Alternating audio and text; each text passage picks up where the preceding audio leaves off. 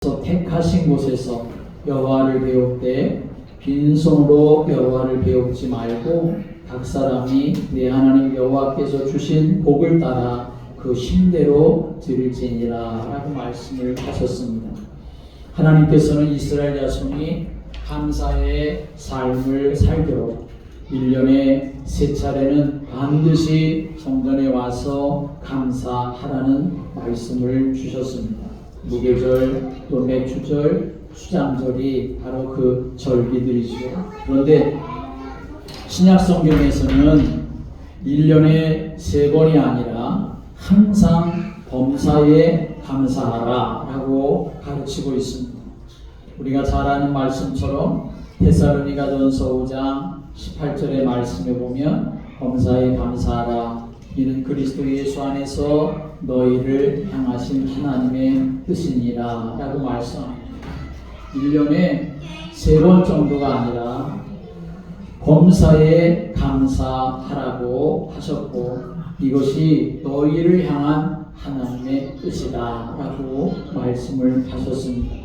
하나님은 왜 이렇게 감사절 절기를 정해놓고 이스라엘 자손들에게 감사하라고 하셨을까요?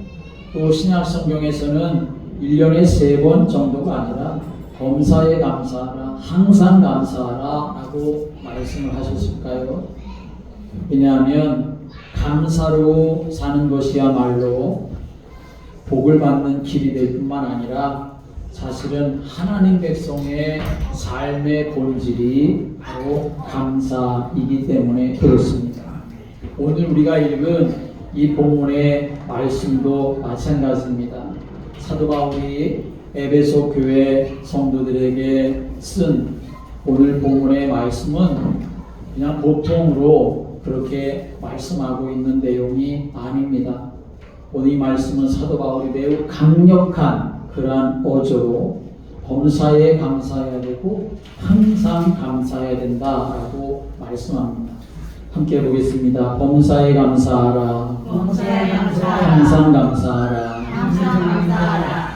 사실 오늘 이 본문의 말씀은 그리스도인들이 이 땅에서 어떻게 살아야 할지를 말씀하고 있는 부분입니다. 우리가 오늘 18절부터 말씀을 읽었는데 그 앞부분의 말씀부터 보면 지혜롭게 때를 아껴야 한다 그렇게 말씀했고, 우리를 향한 하나님의 뜻이 무엇인지 이해해야 한다라고 말씀도 하셨고, 술 취하지 말고 성령으로 충만해야 한다 말씀하시고, 신령한 노래들로 하나님을 찬송하라 말씀하시고, 또 하나님께 감사하라 라고 말씀을 하십니다.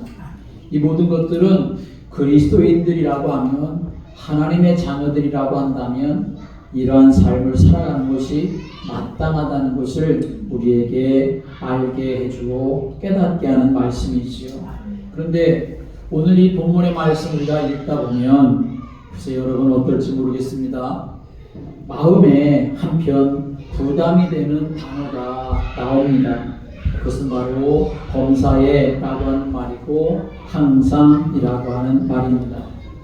여러분, 범사에, 이 범사라고 하는 말의 의미는 어떤 형편에 있든지 어떤 일을 당하든지 무조건 감사하라 하는 말씀입니다. 또 항상 감사하라, 이 항상이라고 하는 말은 시종일관 변함없이 언제나 감사하라는 말씀이죠. 이렇게 매우 강력하고 그리고 강도 높은 의미를 가진 이 말씀을 읽으면서 마음의 찔림을 받지 않을 사람이 누가 있겠습니까? 목사님 저도 마찬가지입니다.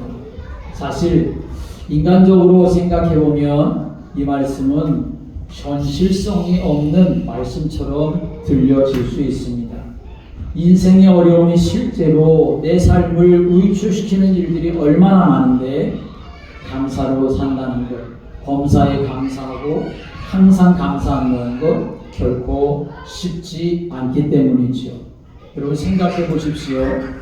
젊은 나이에 정말 내가 사랑하는 사람이 암으로 죽어가는 그 형편을 바라보는 남편이 있다면, 아내가 있다고 하면 정말 감사할 수가 있겠습니까? 아니면 오랜 지병을 가지고 하나님 앞에 아무리 기도하고 부르짖어도 고쳐지지는 아니하고 오히려 병이 점점 더 깊어가는 자신을 보면 과연 그 입에서 감사라는 말이 나올 수가 있겠습니까?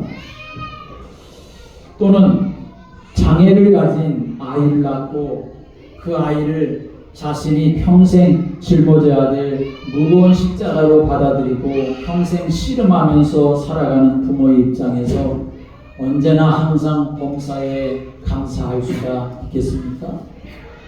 또는 요즘 청년들 이력서를 수십 통 가지고 다니면서 취직을 하려고 하지만 회사에서 면접 한 번 제대로 못 보고 연급 후 퇴짜를 맞는 젊은이의 입에서는 범사에 항상 그렇게 감사합니다, 감사합니다 그렇게 쉽게 말이 나올 수가 있을까요?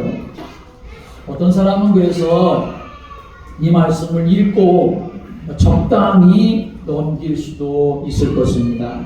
그냥 읽으면서 아 이거 참 좋은 말이네 그렇게 넘기는 사람도 있을 수 있을 것이고, 또 어떤 사람은 아니 우리가 어떻게 이렇게 살아 그냥 그렇게 살면 좋다는 말씀이겠지 그러면서 그냥 쉽게 지나칠 수가 있기 쉽습니다. 그러나 여러분 우리는 이 말씀을 그렇게 적당하게 그렇게 쉽게 넘길 수는 없습니다. 왜냐하면 이 말씀은 하나님께서 우리들에게 주신 말씀이기 때문에 그렇습니다. 하나님 우리에게 말씀을 주실 때 그냥 이 말씀을 적당히 넘기라고 주셨을까요? 결코 그렇지 않지요. 하나님은 그 말씀을 약속으로 주시는 분이시기 때문에 그 말씀을 붙잡고 하나님의 은혜를 구할 때에 하나님 반드시 그 말씀을 성취해 가시는 분이시고 그 말씀대로 응답하시는 분이심을 믿으시기 바랍니다. 그러므로 우리는 오늘 이 말씀을 쉽고 적당하게 넘길 수가 없습니다. 반드시 우리가 붙잡아야 되고 반드시 내가 그렇게 살려고 해야 되고 반드시 그렇게 살아내는 그러한 믿음의 사람이 되어야 합니다. 그런데 사실 감사는 참 어렵습니다.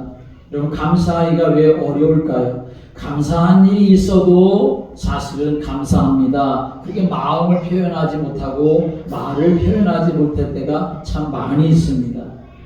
왜 감사는 어려운 것일까요? 원망과 불평은 너무 쉬운데 원망과 불평은 하려고 애를 쓰지 않아도 우리 입에서 자연스럽게 나오지요. 왜냐하면 이 원망과 불평은 타락한 인간의 본성이기 때문에 그렇습니다. 성경에 로마서 1장 21절의 말씀을 보면 하나님을 알되 하나님을 영화롭게도 아니하며 감사하지도 아니하고 오히려 그 생각이 허망하여지며 미련한 마음이 어두워졌나니 라고 말씀합니다. 하나님을 알지만 하나님께 감사하지도 않고 그 마음과 생각이 어두워진 것, 다시 말해서 누구에게 감사하며 왜 감사해야 하는지를 모르고 원망과 불평을 쏟아내는 것이 바로 타락이기 때문에 그렇습니다. 타락이 다른 것이 타락이 아닙니다. 감사를 잃어버린 것이 타락인 것이고 원망과 불평이 타락인 것이지요. 여러분 원망과 불평을 쏟아내는 타락의 배후에는 누가 있을까요? 그 배후에는 반드시 원수 마귀가 있습니다. 그러므로 불평과 원망은 악의 영의 역사인 것이고 감사는 성령의 역사인 것을 믿으시기 바랍니다. 그러므로 환경과 상황을 뛰어넘어서 감사의 삶을 살아가려면 성령님이 오셔야 합니다.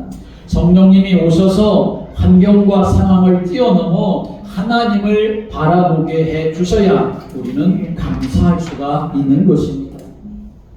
오늘 본문이 그 사실을 우리에게 잘 밝혀주고 있습니다. 18절부터 21절까지 다시 한번 읽어보겠습니다. 에베소서 5장 18절부터 21절 다시 한번 잘 생각하면서 읽어보세요. 시작. 술 취하지 말라. 이는 방탕한 것이니 오직 성령으로 충만함을 받으라. 시와 찬송과 신령한 노래들로 서로 화답하며 너희의 마음으로 주께 노래하며 찬송하며 범사에 우리 주 예수 그리스도의 이름으로 항상 아버지 하나님께 감사하며 그리스도를 경외함으로 피차 복종하라. 아멘. 28절부터 21절까지의 말씀에는 핵심적인 단어가 네 가지가 나옵니다. 하나는 성령 충만, 또 하나는 찬송, 또 하나는 감사, 또 하나는 복종. 이것이 이 핵심적인 단어입니다.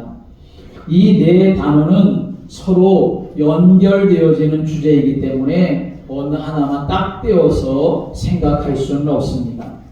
본문의 핵심 구절 오늘 18절의 말씀 보면 술 취하지 말라. 이는 방탕한 것이니 오직 성령으로 충만함을 받으라 라고 말씀합니다. 그리고 성령 충만에 이어서 그 뒤에서 나오는 세 가지가 뭐냐? 바로 찬송이고 감사고 복종이다 하는 것을 우리에게 말씀해 주고 있지요. 여러분, 우리가 교회에서 성령 충만이라는 말을 얼마나 많이 듣습니까? 설교할 때도 성령 충만에 대한 말을 얼마나 많이 듣습니까? 여러분이 기도할 때도 성령 충만한 그런 말을 얼마나 많이 사용합니까? 찬송할 때도 성령 충만, 누군가에게 권면하고 말할 때에도 성령 충만, 나 혼자 그렇게 길을 갈 때에도, 나 혼자 무엇인가 할 때도 하나님 내가 성령 충만하게 주십시오, 그렇게 할 때가 얼마나 많이 있습니까? 사도 바울은 오늘 이 성령 충만과 술 취함을 비교해서 말하고 있습니다. 그런데 이 두 가지의 공통점이 있습니다. 그건 뭐냐 하면 취한다라고 하는 말입니다.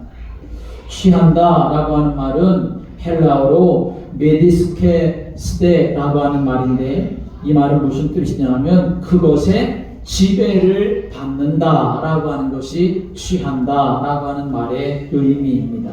그러니까 성령 충만은 성령, 우리 안에 오신 그 예수님, 그 성령의 지배를 받는 것을 말하는 것이고, 술 취함은 술의 지배를 받는 것을 말하는 거지요.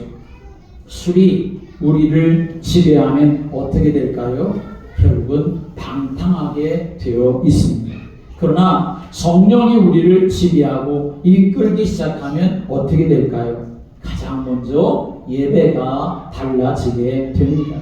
19절의 말씀 보면 이렇게 말씀하죠. 19절 같이 읽을까요? 시작. 시와 찬송과 신령한 노래들로 서로 화답하며 너희의 마음으로 주께 노래하며 찬송하며. 아멘. 여기 나오는 시, 신령한 노래, 찬송이라는 말의 단어는 다 각각의 의미가 있지만 하나로 묶어서 말하면 바로 예배를 말하는 것입니다. 성령님은 우리로 하여금 참된 예배를 드리게 하는데 시와 찬송과 신령한 노래로 서로 화답하게 하십니다. 여기서 말하는 시와 찬송과 신령한 노래라고 하는 것은 세상 노래와는 차원이 다른 것입니다. 세상 노래는 감정을 건드리지만, 그러나 찬송은 우리의 영혼을 터치하게 되어 있습니다. 그래서 성령 충만함으로 찬송을 부르면 우리의 내면을 묶고 있었던 모든 것들로부터 풀어지는 역사가 일어나게 되는 것입니다. 아니, 성령 충만하지 못하고 있다 하더라도 정말 내가 하나님 앞에 내 영혼으로 온 마음과 힘을 다해서 하나님의 은혜를 사모하며 찬송을 하게 되면 주의 성령으로 충만케 되어지는 것이고, 주의 성령의 충만한 가운데서 또 내가 하나님을 찬양하게 되어질 때에 우리를 묶고 있었던 모든 것들이 풀어지는 역사가 일어나는 것입니다. 그래서 우리가 하나님 앞에 예배할 때 찬송하는 것이 너무나 중요합니다. 바울과 실라는 실컷 복음 전하는 것 때문에 매맞고 손과 발이 착고에 묶여있고 감옥, 지하 감옥에 그렇게 던져져 있었지만, 그러나 그 속에서도 바울과 실라는 뭐합니까? 하나님을 찬송했다, 이렇게 말씀합니다. 찬송하자 어떤 역사가 일어났습니까? 그들이 묶고 있었던 손과 다리의 착고가 풀어지게 되어지고 그 옥토가 지진 나듯이 흔들리게 되었고 옥문이 열려지는 역사가 일어나지 않았습니까? 여러분 실컷 매맞고 지하 감옥에 내던져서 손과 발의 착고가 채워져 있는 그 사람들이 찬송을 하는데 어떻게 찬송했을까요? 우리가 정말 마음껏 그렇게 소리 높여서 찬송하듯이 그렇게 찬송했을까요? 아마 그러지 못했을 것 같아요. 기진맥진한 마음으로 찬송했을 것입니다. 그러나 기진맥진한 그런 상태였지만 그들의 영혼은 누구를 바라봤을까요? 하나님을 정말 바라봤을 것입니다. 여러분 기진맥진한 상태라 하더라도 아니면 맨정신인 상태라 하더라도 여러분이 중심을 다해서 하나님을 찬양할 때 하나님은 그 찬양을 받으시고 그 찬양을 통해 놀라운 역사가 일어나는 줄을 믿으시기 바랍니다. 그래서 찬양할 때에 예배할 때에 하나님께서 성령으로 역사하심으로 병이 낫게 되어지고 우울증이 치료되기도 하고 하나님 앞에서 가지고 있었던 문제, 씨름하던 문제가 해결받는 역사가 일어나게 되는 것입니다. 저는 우리 교회 예배가 그런 예배가 되기를 간절히 소원합니다. 여러분이 그런 예배자가 되기를 주님의 이름으로 축복합니다. 그런데 무엇보다도 이 성령 충만은 우리로 하여금 감사의 삶을 살게 합니다. 20절의 말씀에 보면 범사에 우리 주 예수 그리스도의 이름으로 항상 아버지 하나님께 감사하며 라고 말씀합니다. 성령 충만은 어떤 환경 상황 속에서도 감사로 나아가게 한다는 사실을 우리에게 말씀하는 것입니다. 그러므로 감사를 잃어버렸다, 감사가 안 된다, 그것은 내가 정말 성령 충만한 가운데 있는가 나를 돌아볼 수 있는 시금석이 되어야 합니다. 사실 사람은 너무나 쉽게 환경에 지배를 받지 않습니까? 상황이 조금만 나빠져도 원망과 불평이 터져 나오게 됩니다. 이스라엘 자손들은 광야를 지날 때에 사실은 그들과 함께 계시는 하나님의 사인이었었던 구름기둥, 불기둥을 바라보면서 하나님 우리와 함께 하시는구나 하는 사실을 알고 어떤 상황, 어떤 문제 속에서도 하나님이 역사하실 거야 라고 하는 믿음을 가졌다면 그들은 광야에서도 날마다 감사하며 살 수가 있었을 것이죠. 그러나 그들은 그 하나님을 바라보지 못하고 그들과 함께하는 하나님의 임재, 성령의 임재 그것을 놓쳐버렸기 때문에 여전히 환경만 바라보면서 환경의 지배를 받아 원망과 불평을 쏟아내고 말았습니다. 그러나 성령으로 충만하면 어떤 상황이라도 능히 뛰어넘을 수 있는 하나님의 은혜 가운데 거할 수가 있게 되는 것이죠. 오늘 사도 바울은 본문에서 특별히 두 가지를 강조하고 있습니다. 그 첫째는 뭐냐면 범사에라고 하는 말입니다. 오늘 바울은 범사에 항상 감사하라 라고 말합니다. 가끔이 아니라 항상 감사하라. 그것도 좋은 일이 생길 때만이 아니라 범사에 감사하라. 어떤 일이 생겨도 어떤 일을 만나도 항상 감사할 수가 있을까요? 물론 좋은 일을 우리가 만나면 사람들은 누구나 감사할 수 있습니다. 근데 그것은 불신자도 다 그렇게 할 수가 있지요. 좋은 일이 생겼는데 감사하지 않을 사람이 어디가 있겠습니까? 그러나 범사에 그것도 항상 감사할 수 있는 것은 다시 말해서 어떤 환경, 어떤 사건 가운데서도 감사하는 것은 아무나 할 수 있는 것은 아닙니다. 사람들은 환경이 좋아져야 감사할 수 있다고 말합니다. 질병이 나아야 감사하고 성공해야 감사하고 돈을 잘 벌어야 감사합니다. 그러나 오늘 본문은 다르게 말하고 있습니다. 오직 성령의 충만함을 받으라. 그러면 너는 범사에 그리고 항상 감사할 수 있다 하는 것을 우리에게 말씀하는 것이죠.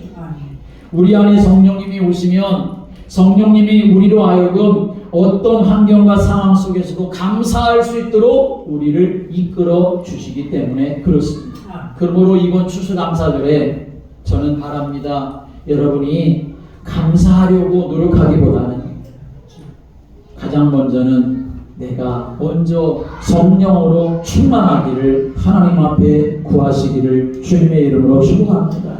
내가 성령 충만할 때에 감사할 수 있는 눈이 열려지는 것이고, 성령 충만할 때 감사할 수 있는 믿음이 생겨질 수가 있는 것이고, 성령 충만할 때 감사함으로 하나님께 영광을 돌릴 수가 있기 때문에 그렇습니다. 여러분 분명합니다. 성령으로 충만하면 성령님이 우리의 눈을 열어주셔서 하나님의 관점으로 자기의 인생, 내 인생을 바라보게 하십니다. 그래서 성령 충만하면 자기 인생에 대한 해석이 달라집니다. 왜 많은 사람들이 과거의 상처에 빠져서 나오지 못하는 것일까요? 왜 과거의 상처가 아물지가 않을까요?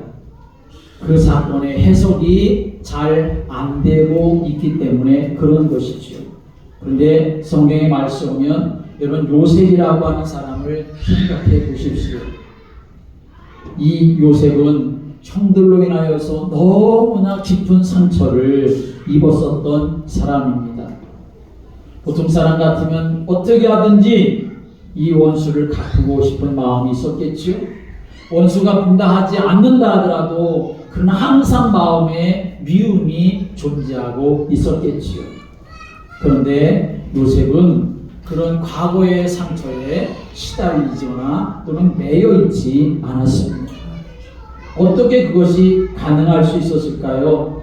요셉의 인품이 좋아서 그런 것이었을까요? 결코 그렇지 않습니다. 성령님께서 요셉으로 하여금 자기를 노예로 팔았었던 형들의 악한 행위보다 하나님의 손길이 더 크게 보이도록 역사해 주셨기 때문에 요셉은 그 아픔과 상처에 매이거나 묶이지 않게 되었습니다.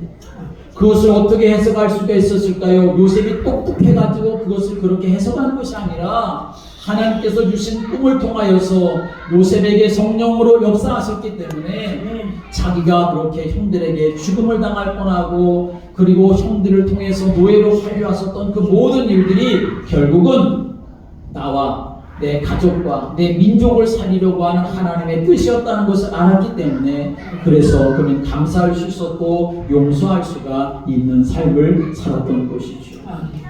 상처를 입은 사람의 특징은 뭐가 있냐? 피해 의식이 있습니다. 이 피해 의식은 그 사람의 내면 깊은 곳에다가 원망과 원한을 만듭니다. 그리고 기쁜 마음을 갖게 하는 것이 아니라 항상 무슨 일이 있기만 하면 뭘 소환하느냐? 바로 그 기분 나빴었던 그 추억을 항상 소환합니다.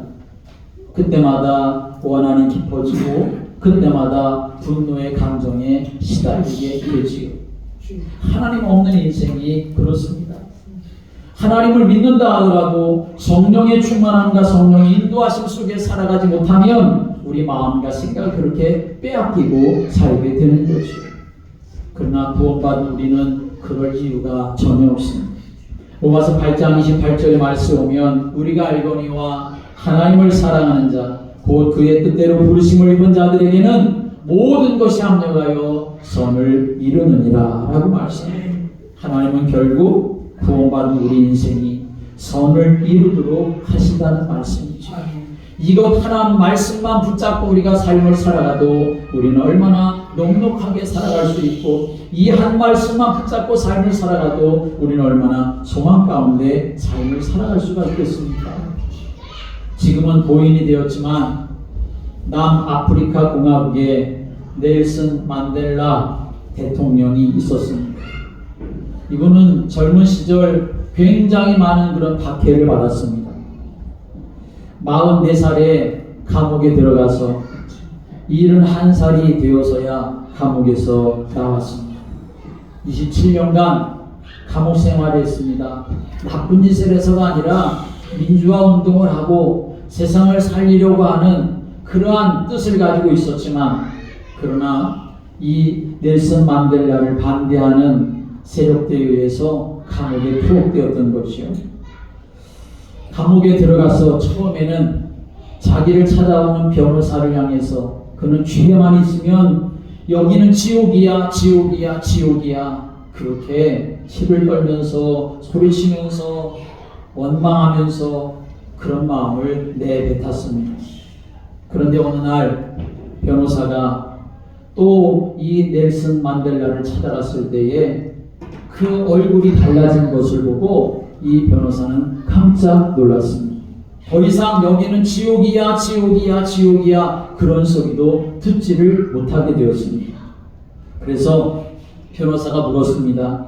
혹시 감옥에서 당신을 대우하는 대우가 많이 바뀌어졌습니까? 라고 이렇게 물었습니다. 그러자 만델라는 웃으면서 이렇게 대답했다고 합니다. 아니요, 감옥은 바뀐 것이 하나도 없지만 내 마음이 바뀌었어 라고 대답을 했습니다. 감옥에서 하나님을 만나자 그의 마음이 변화된 것입니다. 성령님이 그 마음속에 들어오시니까 비록 감옥에 있었지만 모든 것이 감사함으로 바뀌었던 것이죠.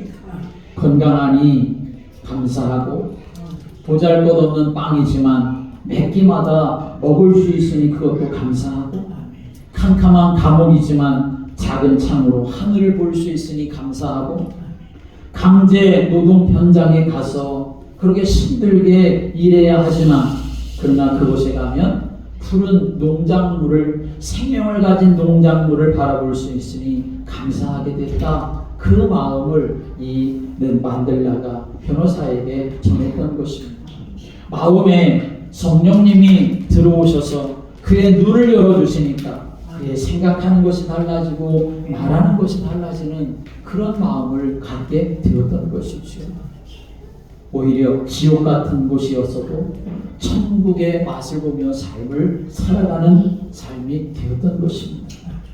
여러분, 언제 범사에 감사할 수 있을까요? 우리가 환경이 좋아지고 형편이 나아지면 감사할 수 있을까요? 사람은 지금 조금 형편이 나아진다 하더라도 그것에 감사할 수 있지만 조금 시간이 지나면 또 만족하지 못하고 더 많은 것, 더 높은 것, 더 좋은 것, 그것을 끊임없이 추구하는 존재입니다. 그러므로 성령께서 우리 마음속에 역사하지 아니하면 우리는 절대로 감사하며 삶을 살아갈 수가 없습니다. 성령님이 오셔서 우리의 눈을 열어주셔야, 우리의 마음과 생각 속에 역사해 주셔야, 그래야 그때야 진정한 감사가 우리의 마음 깊은 곳에서 나오게 되는 것이죠. 오늘 사도 바울이 본문에서 강조하고 있는 또 하나의 말씀은 감사의 대상에 대해서 말씀하고 있습니다. 감사의 대상이 바로 아버지 하나님이시다 한 말씀이지요.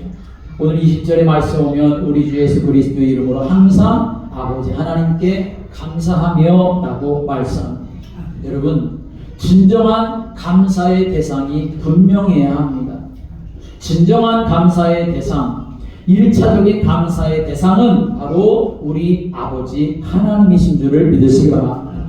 그런 의미에서 감사는 아무나 할 수 있는 것이 결코 아닙니다.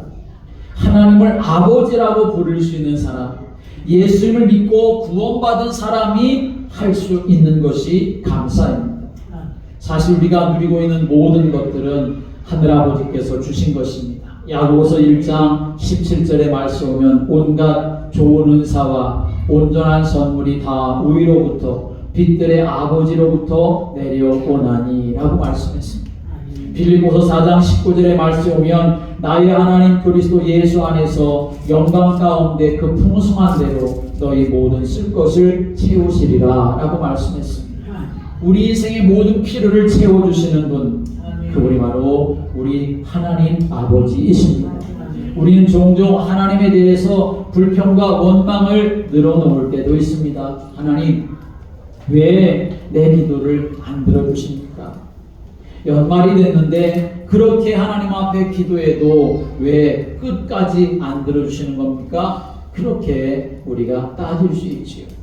그러나 사실 하나님은 그때도 우리에게 뭐라고 말씀하십니까? 로마서 8장 32절의 말씀 보면 자기 아들을 아끼지 아니하시고 우리 모든 사람을 위하여 내주시니가 어찌 그 아들과 함께 모든 것을 우리에게 주시지 아니하겠느냐라고 말씀하십니다.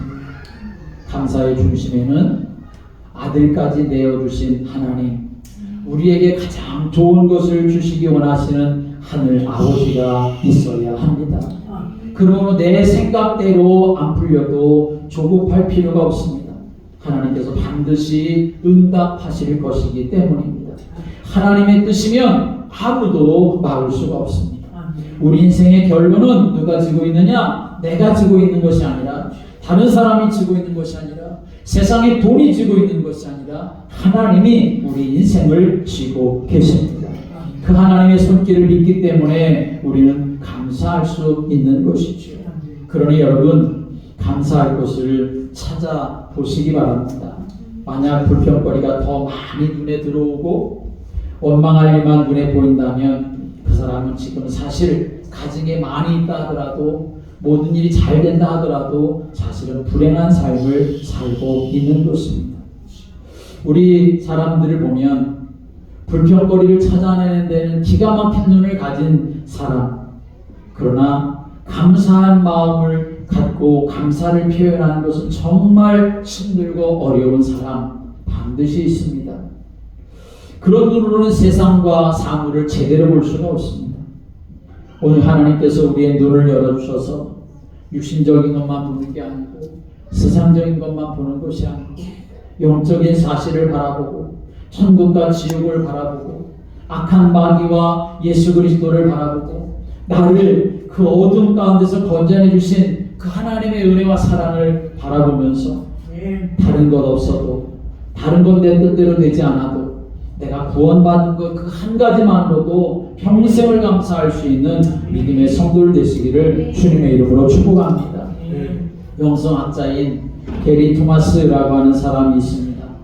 이 사람이 한 말 가운데 어떤 말이 있냐면 감사는 안전벨트와 같다 하는 말을 했습니다. 사실 운전할 때 안전벨트 매는 것은 귀찮은 일이죠. 그냥 딸랑딸랑 소리가 나는데도 그냥 무시하고 여전히 시끄러운데도 못 매고 있다가 옆에서 잔소리 들어야 매는 경우가 참 많이 있지요. 사실 매지 않아도 별일 없이 잘 사는 그런 때도 많이 있습니다. 그런데 왜 안전벨트를 매야 할까요? 언제 사고가 날지 모르기 때문에 그런 것입니다. 사고가 없을 때는 괜찮은데 사고가 나면 정말 큰 차이가 나는 거지요. 그래서 안전벨트는 기본의 안전수칙입니다. 감사가 그렇다는 거죠. 감사를 하지 않고도 얼마든지 그럭저럭 살 수 있습니다. 그런데 문제가 터지면 다른 것이죠. 평소에 감사의 삶을 살아온 사람은 금방 회복될 수 있습니다. 그러나 감사의 삶을 살지 않은 사람은 그 사건, 그 충격으로 주저앉아 버리고 말지요. 평소에 감사의 삶을 사는 것이 그래서 중요한 것이죠. 그런 감사는 감사로만 끝나지 않습니다. 감사의 삶을 살면 줄줄이 따라오는 것들이 참 많이 있습니다. 기쁨이 따라오고, 행복이 따라오고, 평안이 따라오고, 좋은 인간관계 따라오고, 삶의 변화들이 감사로 인해서 찾아오는 선물들입니다.